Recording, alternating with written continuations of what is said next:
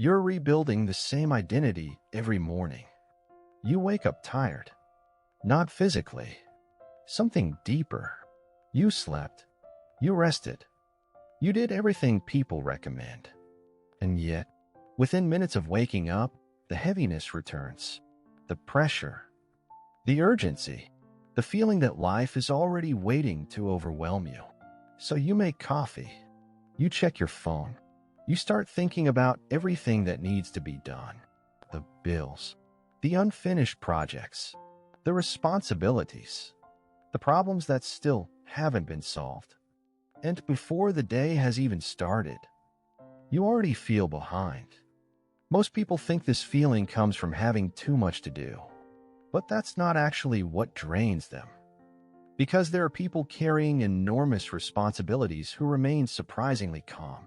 And there are people with relatively simple lives who feel exhausted all the time. So what explains the difference? What if the real problem is not your workload, but what you rebuild inside your mind every morning? Because something happens within the first few minutes after you wake up. Something most people never notice. You remember who you think you are. You remember the version of yourself that struggled yesterday. The version that worries. The version that doubts. The version that feels trapped. The version that feels behind. And then, without realizing it, you step back into that identity. Again, the same fears, the same assumptions, the same emotional posture, the same internal conversations. And once that identity is occupied, the entire day begins unfolding from it. This is why so many people feel stuck. Not because they lack information, not because they lack intelligence, not because they lack potential, but because every morning they unconsciously return to the same psychological home. And that home creates the same decisions, the same reactions, the same behaviors, the same results. Then they wonder why nothing changes. Neville Goddard spoke constantly about states, not circumstances. States, because he understood something most people miss. You do not experience life directly. You experience life through the state you occupy.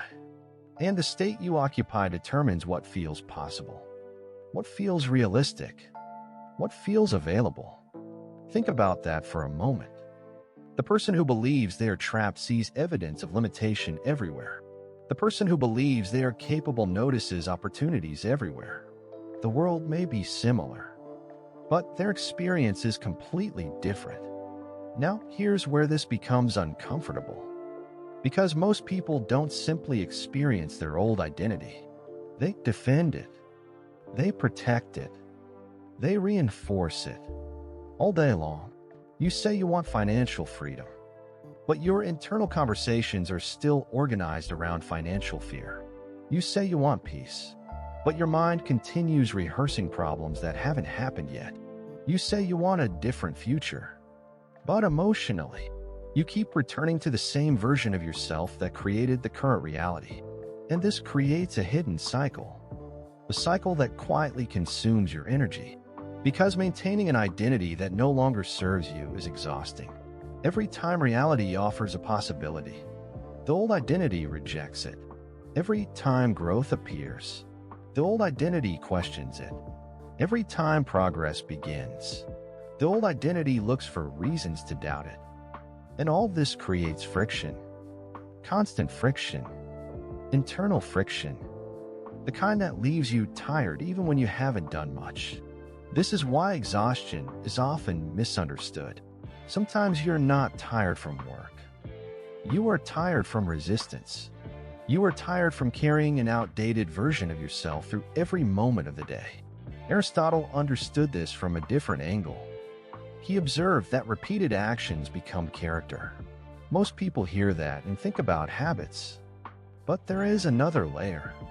Repeated emotional states become identity. Repeated worry becomes identity. Repeated scarcity becomes identity. Repeated self-doubt becomes identity. And eventually you stop experiencing those states. You become them. Now something interesting happens. The identity starts filtering reality. You no longer see life as it is. You see life as you are. This is why two people can face the same challenge and have completely different experiences. One sees disaster. One sees opportunity. One sees proof they cannot succeed. One sees proof they are growing. The circumstance is similar. The state is different. And the state changes everything. Take a moment and think about yesterday.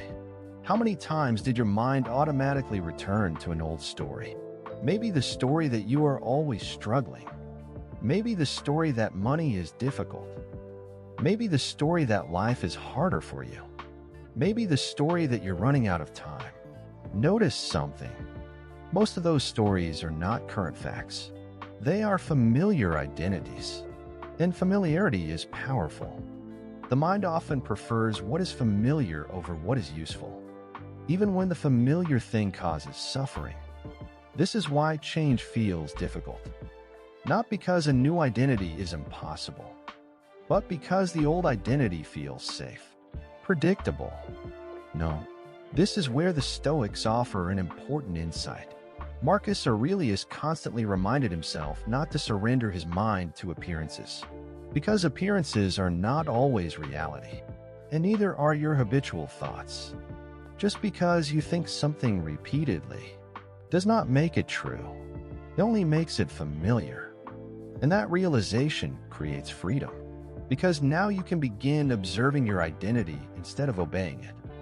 Right now, notice what story has been running in the background of your life lately.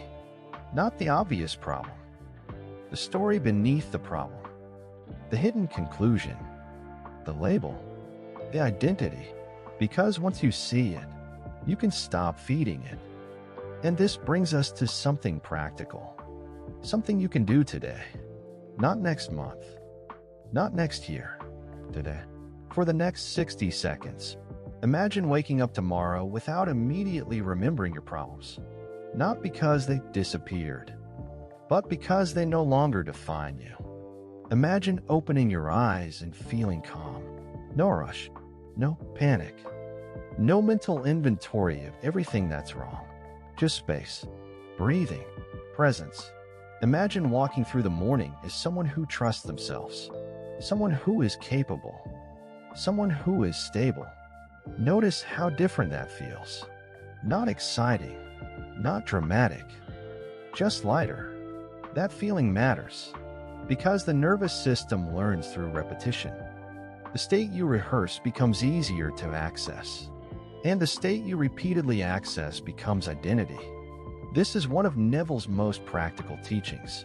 Identity is not created through force. It is created through occupation. The self you repeatedly occupy eventually becomes natural. Now there is one more piece. Because imagination alone is not enough. The new identity must begin expressing itself physically. Otherwise, the old pattern returns. Tomorrow morning, before you check your phone, take a notebook. At the top of the page, write one question. What would the version of me who is no longer stuck do first today? Not the perfect version. Not the millionaire version. Not the enlightened version. The version who is simply no longer trapped in the old cycle. Then write the answer. Only one answer. Maybe it's finishing the task you've been avoiding. Maybe it's organizing your finances. Maybe it's making the call. Maybe it's opening the project. Maybe it's finally beginning. Then do that one thing before the old identity has time to negotiate. This matters more than people realize, because identity changes through evidence, and evidence is created through action. One action, then another, then another. Eventually, the mind stops arguing. Eventually, the new state feels normal. Eventually, the new behavior feels natural. And eventually, people start calling you lucky. But it was never luck. It was coherence. The moment your inner identity stopped fighting your outer actions. The moment your assumptions stopped contradicting your behavior. The moment you stopped rebuilding the same person every morning. Because that's what most people are doing. Every day. Reconstructing an old self. Then wondering why they keep living an old life. But you don't have to continue that cycle. You can interrupt it.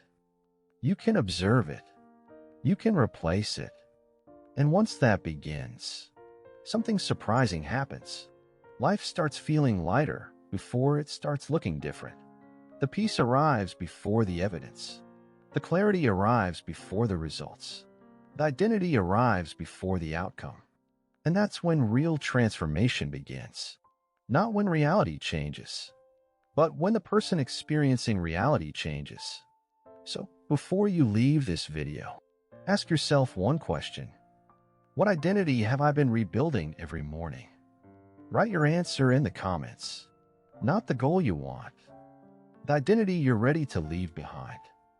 And if you're committed to building something different, stay close to this channel.